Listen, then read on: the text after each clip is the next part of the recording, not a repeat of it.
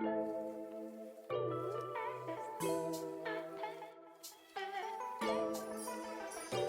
everyone, welcome to Journeys with PDA Coffee Chat podcast, where we seek connection, community, and co-regulation while discussing all things PDA.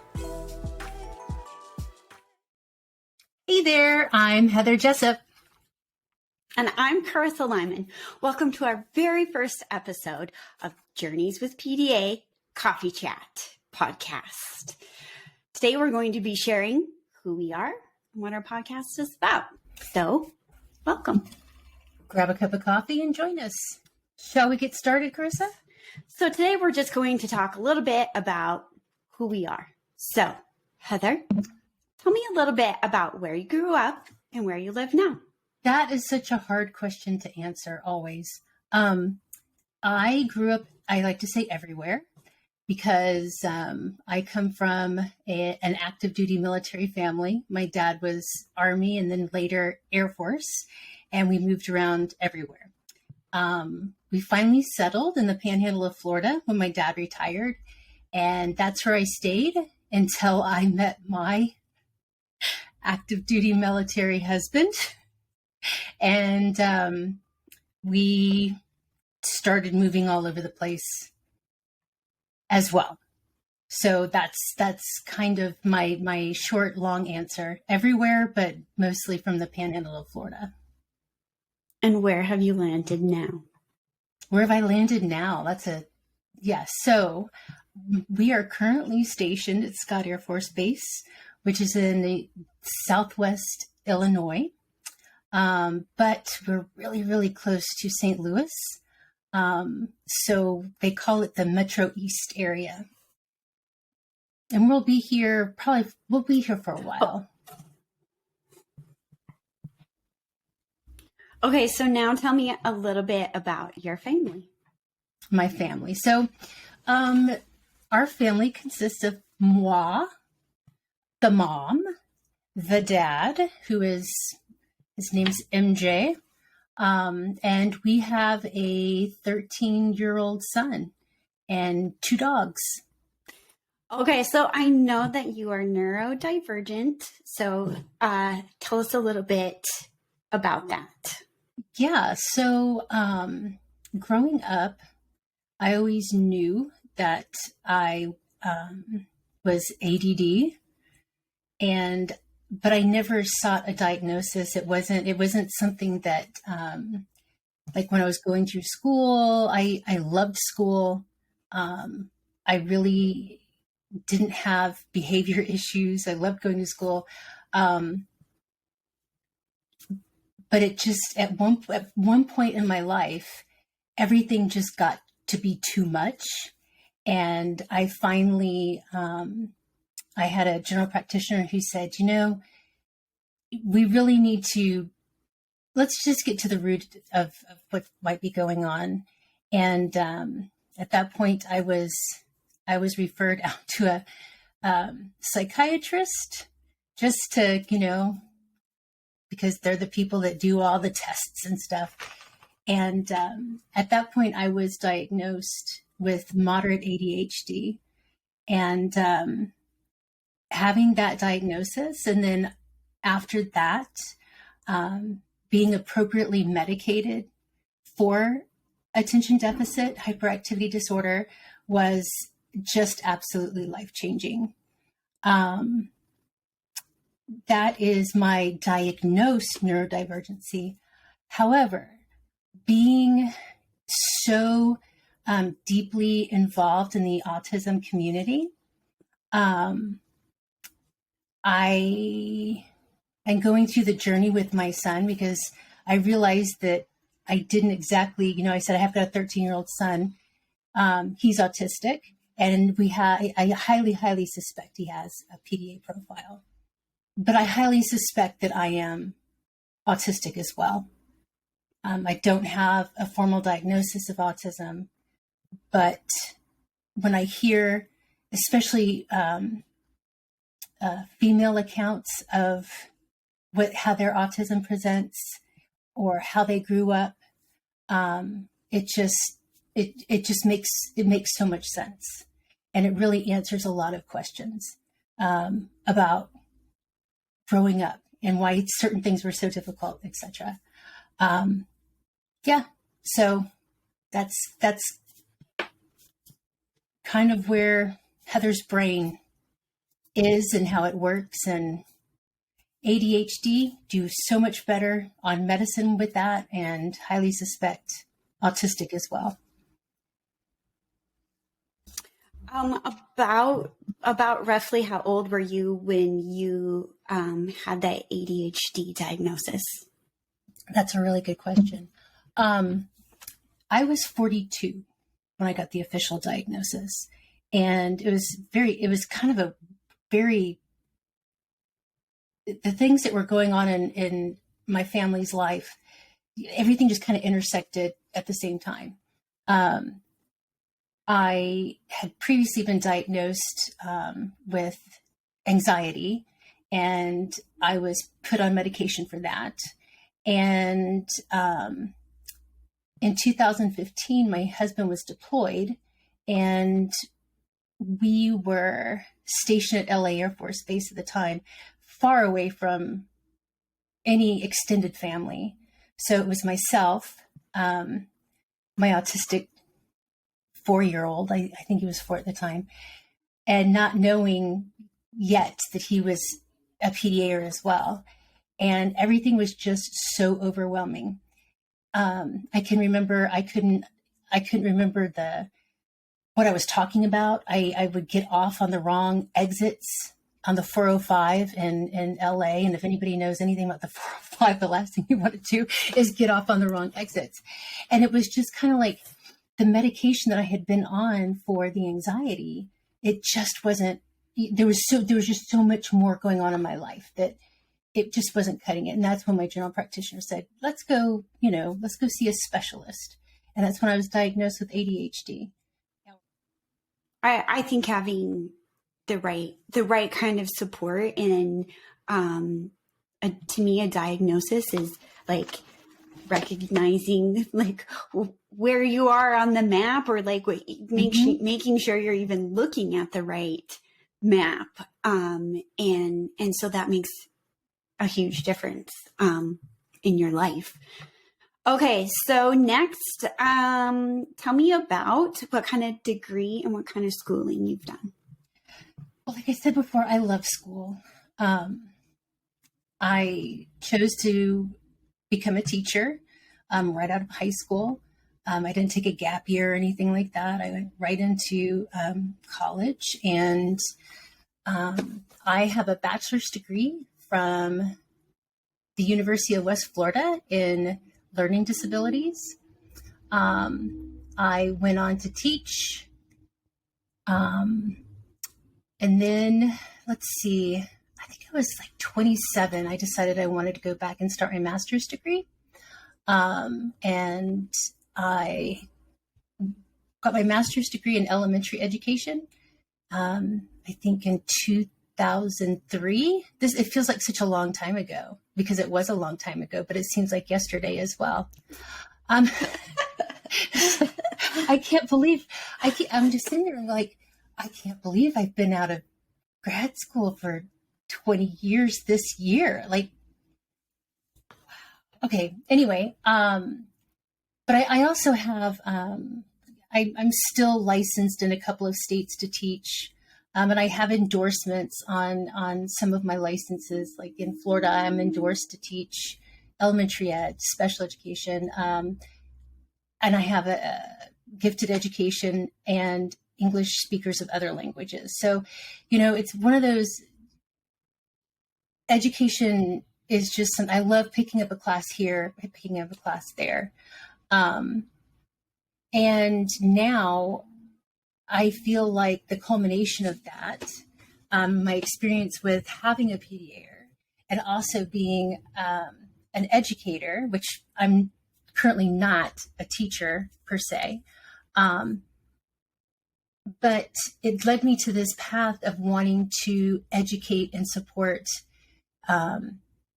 families who have pathological demand avoidance, in their lives. So I became a certified PDA trainer, so that, I can go out and offer education and support to the masses. And so far it's been quite a journey. So within the Journeys with PDA team, we kind of consider you our school expert, just because you have so much experience and knowledge, and you also have that unique experience of being on both sides of the IEP table. You've sat through them as a teacher, but you've also done it as a parent. And I think that it is a completely different view from the parent side of that table. And it wasn't until I was on the parent side of that table that I realized how much I got wrong as a teacher. And, how much I was so naive. I was so naive. But that in itself, I don't know what you don't know. Right. You don't know what you don't know. And I think it helps in what I do now. Because it's very humbling. It gives you the opportunity to experience. You have the experience of a teacher who just doesn't know, but who has that heart for a student. Mm-hmm. And so now you can come and support parents and say, hey, they're not actually being mean to you. They just don't have the full knowledge. And I think that is, that's such an important perspective that not everybody has. And when the gold standard in education is to do X, Y, and Z, when a student presents with ABC and XYZ doesn't work for this particular PDA, it's a very interesting and exciting road to go down. Yes. And it can be highly emotional as well. Oh my gosh. So to have somebody who can give that other perspective and that other side can kind of help check a parent's emotions and their perspective. And I know that you've helped me with that, and it's been so valuable to me. Okay, so would you ever go back to college? Absolutely, yes. Tomorrow, if I could. Yes, I would. What would you go? What would you seek after? What would I seek after? I would, eventually, I would love to have doctor in front of my name. But I'm not quite sure that will happen. I'd love to study more on neurodivergencies, neurodivergent brains, the 2E brain, trauma-informed, looking at supporting our PDAers with a trauma-informed lens, that kind of thing. And so, tell me, what is one of your special interests outside of PDA and autism? Star Wars. I like Star Wars. But I have to kind of be a little specific about the Star Wars that I like. I like episodes 4 through 6. Those are the first 3, but for those of you who are not versed in Star Wars, my favorite movie of any of the movies is Empire Strikes Back. However, I do believe that Rogue One is the best Star Wars movie that's out there. But Empire Strikes Back will always have that place in my heart of being my favorite. I managed to get Star Wars music into our wedding. And it was our recessional. We got married on the beach, and our recessional was the throne room march or theme or whatever it was when we were walking back from being married. And then we had some Star Wars music in our reception. And the funny thing was, we had friends coming up telling me how cool I was, that I allowed my husband to have Star Wars music at our wedding, when really it was the other way around. I wanted the music at our wedding. Kerissa, tell me a little bit about yourself and where you grew up and where you live now. So right now I live in Montana. I live in Helena, which is the capital of Montana. So I'm born and raised here in Montana. I love it. I like living in a small town. I don't like traffic. I actually don't like to drive at all. But I have to sometimes. I like the small city. I like the community. And so I've never left. And then my husband is also born and raised here. So other than your husband, who else makes up your family? I have my husband, and I'm married, and then we have 2 children. My oldest is 13, and I am having a hard time like wrapping my head around the fact that I have a teenager. She's my PDA, and it sort of feels like a PDA. They are a teenager from the time they're born.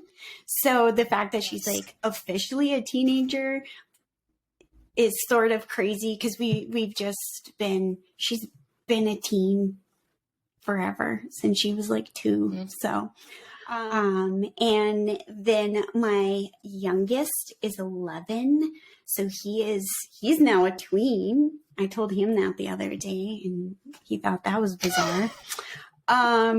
So he is also autistic, though highly anxious and will avoid demands, but not PDA. So I really have that full expanse of the autistic experience, and PDA, not PDA, everybody's really anxious. And so that makes up the 4 people in our house. But I have a little dog named Ruru, and then I have a cat named Beans, and I call him Bernard. And that's what makes up us. What about, I know that you're also neurodivergent. So would you like to share with how you came to the diagnosis and what your experience has been in that journey? I am diagnosed autistic, and that really came out of the desire to understand my kids. And so my daughter was 10 and my son was 8 when they were diagnosed as autistic. And they were diagnosed just within a few months of each other, though I had always known that there was something more to them.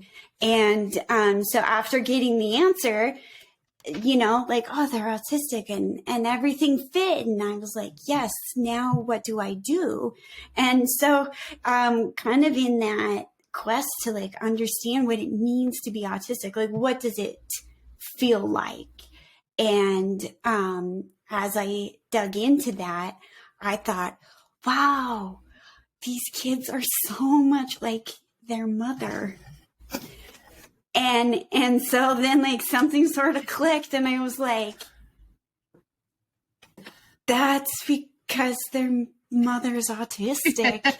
And it was just like this huge moment for me. And I'll never forget, because I went to Rick, my husband, and I was like, Ricky, I think that I'm autistic.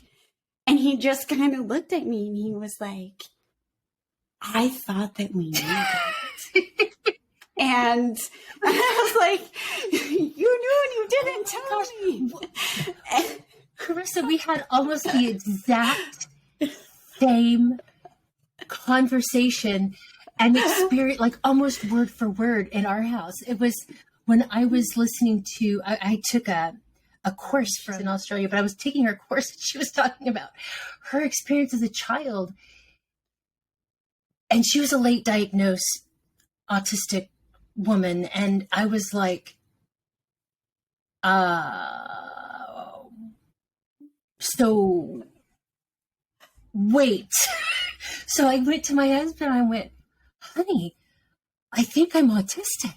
And he looks at me and goes, well, yeah. I'm like, what? Yeah, I'm almost the exact same. And it's just, I mean, there's a part about, because I've always been this way and this is who I am, and not actually having this realization that I've sort of deviated out of, what's considered the norm. And so yeah, I was able to go and get like a full evaluation. And that was so incredibly life-changing. So I was diagnosed autistic. I was also diagnosed OCD, which between those two answered so many questions. I have anxiety. And then one of the really huge things for me was I was diagnosed with learning disorders. And that if you want to use like the official terms, it's specific learning disorder, and that is reading, math, and handwriting. And that really opened up a lot to me of understanding who I am and how I work. And it was really life-changing, and I'm so thankful for that. And I was 35 when I figured all of this out. So what about you? Like how you just mentioned that you were diagnosed with it sounds like a global kind of learning disability. What was your schooling like? And did you, as a follow-up question, did you actively want to pursue college or, higher education? So, school was incredibly difficult. For back as long as I can remember, I really struggled socially. And so when I look back and I go, oh, well, because I was autistic, no wonder I didn't know what was going on. And I didn't know how to interact, and I didn't know how to understand what was necessarily going on or pick things up, and just not really knowing how to respond back. So school was really difficult for me socially. And then in addition to that, I did have the learning disorders. And so learning was so incredibly challenging. And I had to work a million times harder, than everyone else. And I can remember thinking like, why is this so much harder for me? And, but I'm a driven and slightly fiery, sassy person. And so I really pushed and I worked really, really hard. And so I always had really good grades. I also think I very much learned how to mask and how to put up that front of everything is okay. I know what's happening. And so I was able to kind of, a lot of it, like fake my way through. And so, in high school, I was on a roll and, had fantastic grades, but it took so much work. And so then the thought of going to college was just completely unbearable. And I was so worn out, and it was unattainable to me. And I didn't know about the learning disorders. And so I didn't really have any supports. And so I immediately entered the job force. I had a fantastic full-time job. And so that really led to a lot of self-learning and a lot of teaching myself and figuring things out. And so I have now, I pick out bits and pieces of things that I'm really interested in, and I might take an individual like online course. I might spend a whole week reading everything I can possibly find, on a subject, or learn how to do it.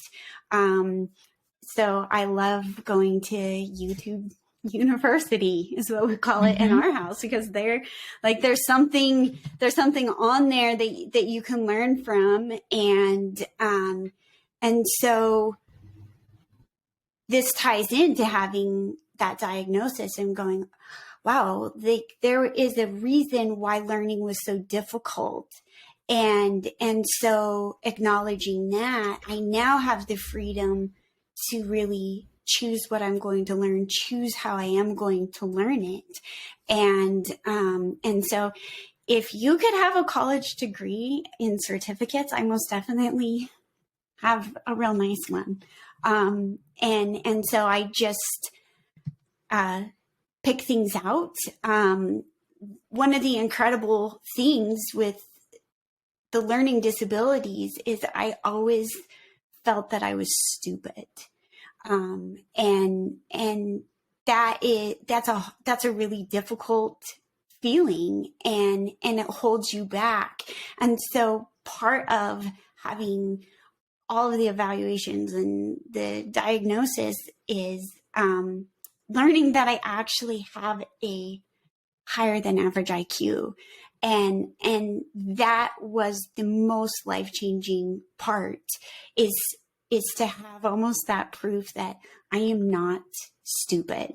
And that changed my life, and set me on a new course to really pursue dreams and things that I thought that I couldn't do because I was too stupid. And so now I know that I can seek that information in my own time and in my own way. And now that, there is no limit, not that I am willing to go and sit in any kind of classroom, because I absolutely could not do that.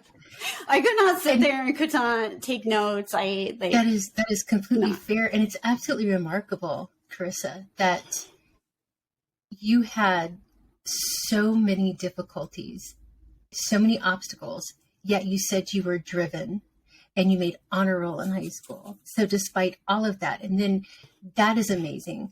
But then on the other side of that is that you still felt, and I'm going to use your words because your words, not mine, you still felt stupid.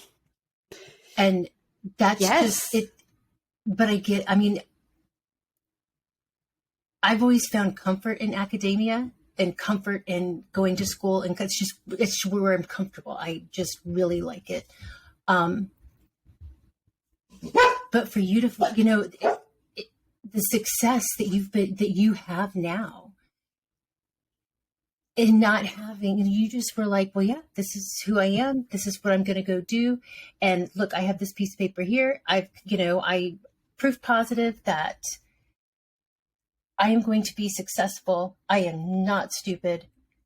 And here you are.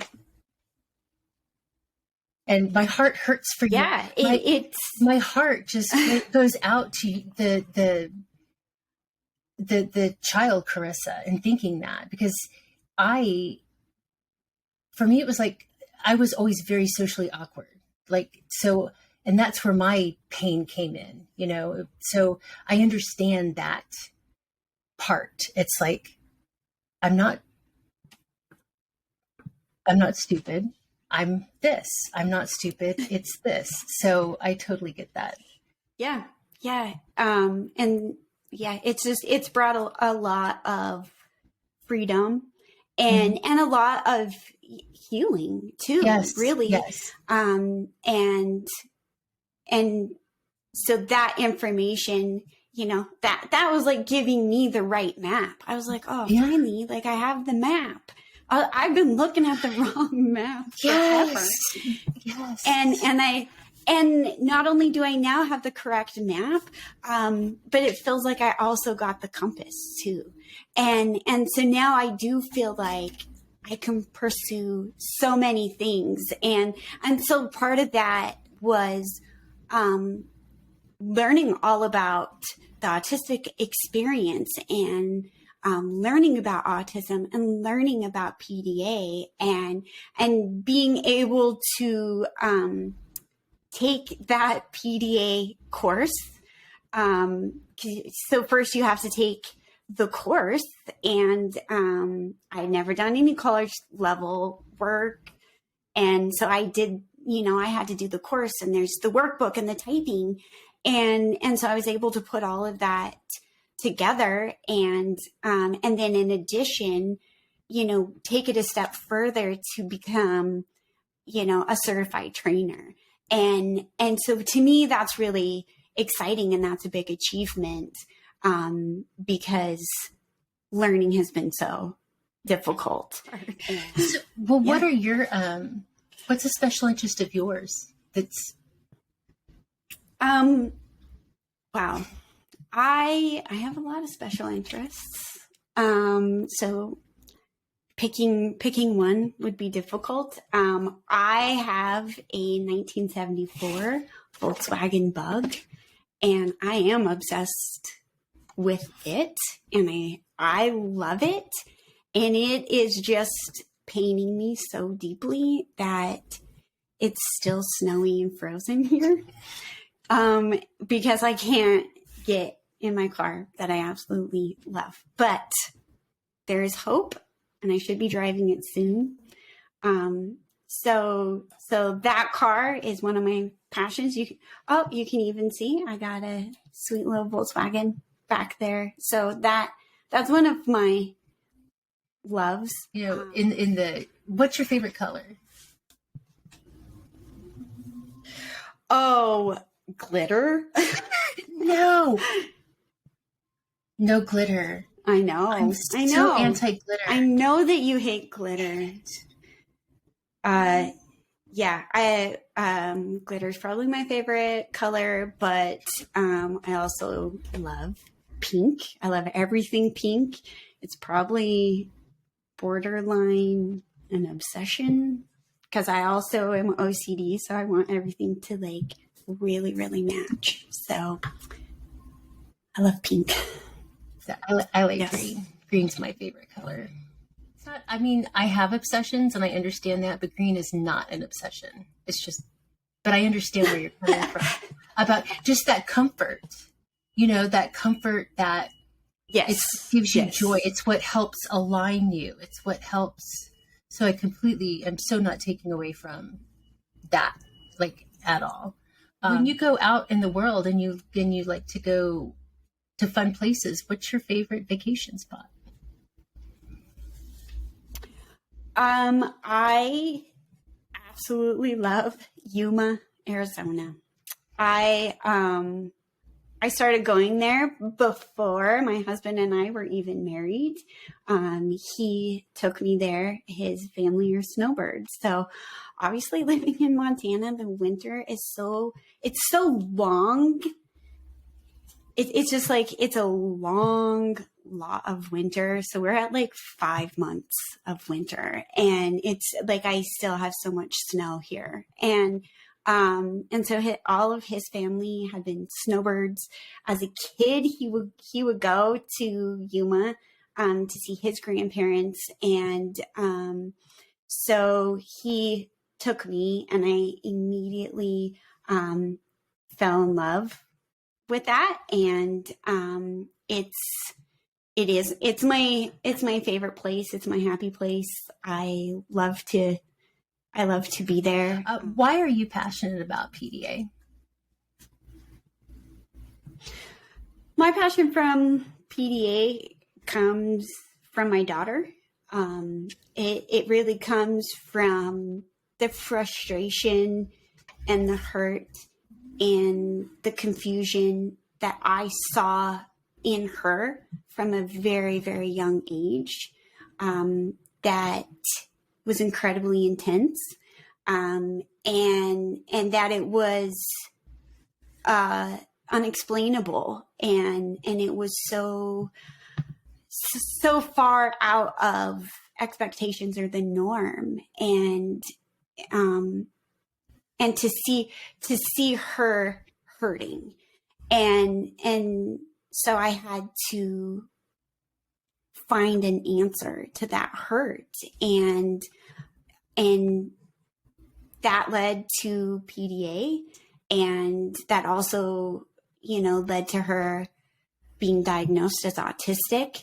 And so then I think probably like anyone who first hears PDA, pathological demand avoidance, you're just like what? What is this? And then what do I do? And then I think the next question is like, who can help me? And so this was 3 years ago, and I only had very, very few limited resources, and that's how I found Journeys with PDA. That's how I got connected in with you, and